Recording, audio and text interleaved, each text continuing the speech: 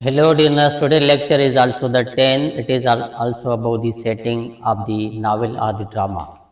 ठीक है, तो पिछले लेक्चर में हमने डिस्कस किया था थीम के हवाले से। आज के लेक्चर में हम डिस्कस कर रहे हैं सेटिंग ऑफ द नावल और द ड्रामा। ठीक है, तो ये सेटिंग क्या होता है? This is the we can say the element of the novel also as well.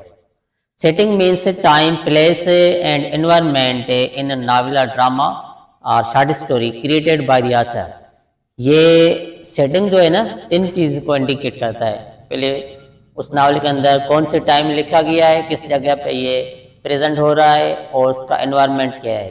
ये तीन चीज़ें सेटिंग के ज़रिए किसी भी ड्रामा नावल के में पता चल जाता है। This is through the setting and we can say in simple word setting is the ground where the characters play their roles in the novel. Setting एक ग्राउंड की तरह मिसाल है जिस जगह पे सारे कैरेक्टर्स अपने किरदार अदा करते हैं नावल के अंदर।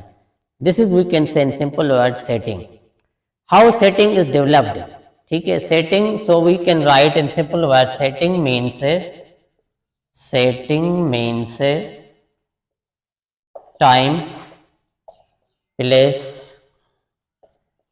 and environment in the novel. Okay, novel और ड्रामा, किसी भी ड्रामा नावल के अंदर जो भी टाइम, प्लेस, एनवायरनमेंट है वो सेटिंग के जरिए पता चल जाता है। ठीक है, और how setting is developed. Setting develop through time, place, environment, dialogue और narrations where character there play roles. ये डायलॉग, एनवायरनमेंट, प्लेस, टाइम सारे नरेशन बयान करके ये सेटिंग के जरिए पता चल जाता है। Time, place, environment is presented in the novel. किसी भी ड्रामा के अंदर जब टाइम, प्लेस, एनवायरनमेंट प्रेजेंट किया जाता है तो इस कॉल्ड दी सेटिंग। ओके, इसको ही हम सेटिंग कहते हैं। ठीक है, so novel also the present the examples we can say the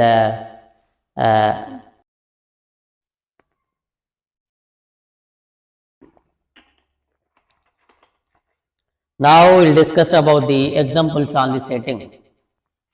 जैसा कि एक एग्जाम्पल है सेटिंग के हवाले से। ठीक है, और pride and prejudice. Okay, this is also the novel and it's setting is also the 19th century England. Okay, examples on the setting, कुछ एग्जाम्पल भी दें ताकि आपको क्लैरिटी हो जाए। ठीक है, सेटिंग के हवाले से pride and prejudice.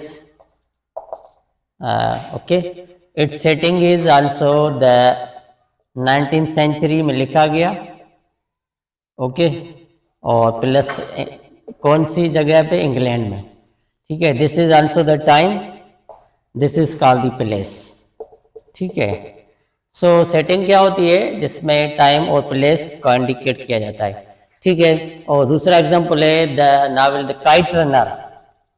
The kite runner written by the Khalid Hussain. Okay, it's we can say the 1970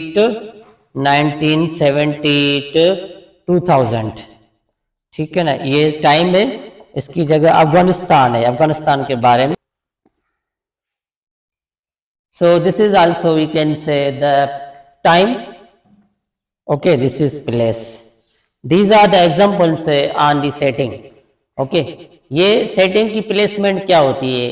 ठीक है ना, सबसे पहले जो भी एलिमेंट्स ऑफ दी नावल हैं, ठीक है ना, तो हम आपको पता है, तो मैंने आपको प्लॉट का जो एलिमेंट और पार्ट्स हैं सारे बताए हैं। Exposition, okay, rising action, climax, falling action and conclusion.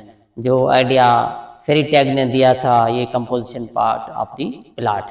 ठीक है, तो सेटिंग जो प्लेसमेंट है नावल के अंदर, सबसे पहले सेटिंग रखी जाती है। ठीक है ना, it is placed at the beginning of the story, exposition part of the novel. ये नावल का एक्सपोजिशन पार्ट होता है सेटिंग। ठीक है ना, तो जब नावलिस्ट नावल लिखेगा पहले उसकी सेटिंग का एक या दो पैराग्राफ सेटिंग के रखेंगे। ठीक है ना, ये जो नावल प्रेजेंट हो रहा है, ठीक है ना, किस जगह पे हो रहा है, किस टाइम हो रहा है और कौन कौन करेक्टर्स इस नावल में इंक्लूडेड हैं। ठीक है ना, ये सारा exposition part of the novel का जो एलिमेंट्स है उसमें ये प्लेसमेंट किया जाता है। This is the final we can say in simple words. So it is also all about the lecture about the setting. मुझे उम्मीद है तो आपको ये लेक्चर पसंद आया होगा। आप सब्सक्राइब भी करें और इसको बेल आइकन पे क्लिक भी करें। ओके, अल्लाह हाफिज़।